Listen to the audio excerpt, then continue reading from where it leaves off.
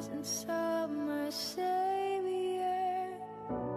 Spirit, lead me where my trust is without borders. Let me walk upon the water. പലരുടെയും വിവാഹം, മക്കളുടെ വിവാഹം വൈകുന്നുണ്ട്. പലരും ദുഃഖത്തിലാണ്. എന്നെ പലരും വിളിക്കാറുണ്ട്, സിസ്റ്റർ ഒന്ന് പ്രാർത്ഥിക്കണം, എൻ്റെ മോളുടെ വിവാഹം ആയിട്ടില്ല, മോളുടെ വിവാഹം നടക്കുന്നില്ല. ഞാനും ഇതേ വിഷമത്തിലൂടെ പോകുന്ന ഒരാളാണ്. എൻ്റെ മകൻ്റെ വിവാഹം നടന്നിട്ടില്ല. പക്ഷെ ഞാൻ ഹാപ്പിയാണ്. കാരണം കർത്താവ് എന്നോട് ചില കാര്യങ്ങൾ പറഞ്ഞിട്ടുണ്ട്. എൻ്റെ മരുമോൾ എവിടെയായിരിക്കുമെന്ന്, ഇന്ത്യയിലല്ല, ഗൾഫിലല്ല, എബ്രോഡാണ്. പക്ഷെ പേര്, പ്രൊഫഷൻ എല്ലാം എന്നോട് പറഞ്ഞിട്ടുണ്ട്. അപ്പോൾ ഞാൻ ഹാപ്പിയാണ്. ഒരു പ്രപ്പോസൽ ഒഴിഞ്ഞു പോകുമ്പോഴും എനിക്കറിയാം അതല്ല വരുമ്പോഴും എനിക്കറിയാം അതല്ല. എന്താണ് എൻ്റെ ആധാരം എന്ന് പറഞ്ഞാൽ ദൈവത്തിലുള്ള വിശ്വാസം. ഞാൻ പറഞ്ഞില്ലേ, വിശ്വാസത്തിന്റെ പരിശോധന. യാക്കോബിന്റെ ലേഖനം 1-ാം അധ്യായത്തിൽ പറയുന്നു, അതിന്റെ 2-5 വാക്യങ്ങളൊക്കെ പറയുന്ന ഇതാണ്. 1-ാമത്തെ അധ്യായം മൊത്തം വായിച്ചു നോക്കിയാലും നമുക്ക് ആ വിശ്വാസത്തിന്റെ പരിശോധന എന്ന് പറയുന്നത് നമുക്കൊരു കാര്യം ദൈവം സാധിച്ചു തരും എന്നുള്ള വിശ്വാസമല്ല. പക്ഷെ ഇത്രയും നാളുകൾ നീളുന്തോറും നമ്മുടെ ട്രസ്റ്റ്, അവനിലുള്ള ട്രസ്റ്റ് നഷ്ടപ്പെടാതെ പോകുന്നു എന്നുള്ളതാണ് ഏറ്റവും ഇമ്പോർട്ടൻ്റ് ആയിട്ടുള്ള കാര്യം. ഇപ്പൊ ഞാൻ പറയട്ടെ, നമ്മുടെ സൂപ്പൊക്കെ വേവിക്കുമ്പോൾ കണ്ടിട്ടില്ലേ, സ്ലോ കുക്കർ നേടിട്ടുണ്ട്. അതിലിട്ടിട്ട് നമ്മുടെ പണികളെല്ലാം കഴിഞ്ഞിട്ട് വന്നിട്ട് അത് നോക്കിയാൽ മതി അല്ലേ, നമ്മൾ സിമ്മറിലിട്ടിട്ട് അങ്ങ് പോകും. അപ്പോൾ അത് അതിന്റെ ആ കറക്റ്റ് വേഗില് ആയി കഴിയുമ്പോൾ നമുക്കത് എടുക്കുമ്പോഴെല്ലാം അത് ആ ബ്രോത്ത് അല്ലെ, ബോൺ ബ്രോത്ത് എല്ലാം കറക്റ്റ് ആയിട്ടുണ്ടാവും. അതുപോലെ തന്നെ നമ്മളിപ്പോൾ എന്താ പറയുക, ഒരു സ്പോഞ്ച് കേക്ക് ഉണ്ടാക്കുകയാണെങ്കിൽ പെട്ടെന്ന് കഴിയും അല്ലേ. അതേസമയം ഫെറേറോ റോച്ചറ്റ് കേക്ക് ഉണ്ടാക്കുകയാണെങ്കിൽ ഭയങ്കര അല്ലെ സമയം എടുക്കും അതിന്. അതുപോലെ തന്നെ നമ്മുടെ അടുക്കളയിൽ ഓംലെറ്റ്, സാമ്പാർ, ഇതൊക്കെ പെട്ടെന്ന് പ്രിപ്പയർ ചെയ്യാൻ പറ്റും അല്ലേ. പക്ഷെ നിന്റെ കർത്താവ് നിന്റെ മകന് വേണ്ടി, നിന്റെ മകൾക്ക് വേണ്ടിയിട്ട് ഒരു സ്പെഷ്യൽ ഐറ്റം പ്രിപ്പയർ ചെയ്തുകൊണ്ടിരിക്കുന്ന തിരക്കിലാണ്.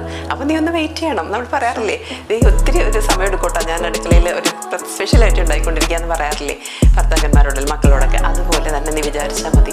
ഇതിൽ വിഷമിച്ച് പോകാനൊന്നുമില്ല. മറ്റുള്ളവരെ നിങ്ങളെ ഇൻസൾട്ട് ചെയ്യും. നിന്റെ മോളെ കെട്ടിക്കുന്നില്ലേ, നിന്റെ മോൻ്റെ കല്യാണം എന്താ നടക്കാത്ത, നിന്റെ മോളുടെ കല്യാണം എന്താ നടക്കാത്ത, കൂട്ടുകാരൻ നിങ്ങൾ നിന്ദിക്കും. അവരുടെ അവരുടെ എല്ലാം വെച്ചെല്ലാം നടക്കുന്നു, എൻ്റെ മാത്രം എന്താ നടക്കാതെ, നീ വിഷമിച്ച് പോകുന്നുണ്ട്. പക്ഷെ നീ ഭാരപ്പെടരുത്, ഒരിക്കലും ഭാരപ്പെടേണ്ട ആവശ്യമില്ല. കാരണം വെച്ചാൽ നമുക്കിപ്പോൾ പപ്പക്കായ അല്ലെങ്കിൽ ചീര, മുളക്, ഇതിൻ്റെയൊക്കെ സീഡൊക്കെ ഒരു ചില ദിവസങ്ങൾക്കുള്ളിൽ മുളയ്ക്കും അല്ലേ. പക്ഷേ വില കൂടിയ ചില ഐറ്റംസ് ഉണ്ട്, കോക്കനട്ട്, അതുപോലെ തന്നെ അവക്കാഡോ, മാംഗോസ്റ്റീൻ, ഇതിൻ്റെയൊക്കെ മാസങ്ങളെടുക്കും അല്ലേ. 3 to 6 months ഒക്കെയാണ് ഇത് നല്ലീരം മുളച്ച് വരാനായിട്ട് വേണ്ട സമയം. അതുപോലെ നമ്മൾ ഒട്ടും വിഷമിച്ച് പോയത്, കാരണം നമ്മുടെ ആ ഒരു എന്താ പറയുക, മാരിനേറ്റ് ചെയ്ത് അത് ഫ്രിഡ്ജിൽ വെച്ചിട്ട്, ഇപ്പം അൽഫാം ഒക്കെ ആണെങ്കിൽ നമുക്ക് ടൈം എടുക്കും. കാരണം ടൈം എടുത്താൽ അത്രയും ടേസ്റ്റ് കൂടും. അതിന് വേണ്ടിയിട്ട് അന്ന് കഴിഞ്ഞിട്ട് നമ്മൾ സീസൺ ചെയ്ത് ഒക്കെ എടുക്കുമ്പോൾ അതിനൊരു പ്രത്യേക ടേസ്റ്റാണ്. അത് പറയുന്ന പോലെ നമ്മൾ വെറുതെ ഒരു സിമ്പിളായിട്ടുള്ള ഒരു ഐറ്റം പ്രിപ്പയർ ചെയ്യുന്ന പോലെ അല്ല. നമ്മുടെ ഭാവി വധുവിന് വേണ്ടിയിട്ട്, വരന് വേണ്ടിയിട്ട് ദൈവം ഒരു പണിശാലയിലാണ്, മനസ്സിലായോ. പുള്ളി ഒരു ക്രാഫ്റ്റ്മാനായിട്ട് അവിടെ, ശില്പിയായിട്ട് അവിടെ പണിതുകൊണ്ടിരിക്കുകയാണ്.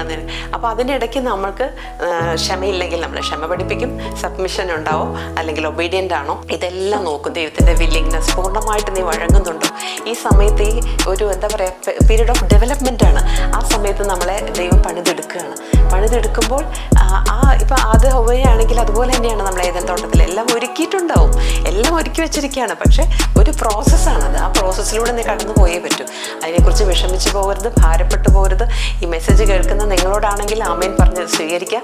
നിന്റെ സമാപ്തിയിലേക്ക് നിന്റെ ദർശനം അത് ബന്ധപ്പെടുകയാണ്. അത് വരും, താമസിക്കുകയില്ല. അതിനായിട്ട് കാത്തിരുന്ന് പ്രാർത്ഥിക്കുന്ന വ്യക്തികളാണെങ്കിൽ, എന്നെ കാണുന്ന വ്യക്തികൾക്ക് ഈ വിഷമത്തിലൂടെ നിങ്ങൾ കടന്നു പോകുന്നെങ്കിൽ ഒരിക്കലും ഭാരപ്പെടല്ലേ. നിനക്ക് ഏറ്റവും നല്ലത് ദൈവം മുൻകരുതിയിരിക്കുകയാണ്. അത് വരും, അതിൻ്റെ സമയമാണ്. അതുകൊണ്ട്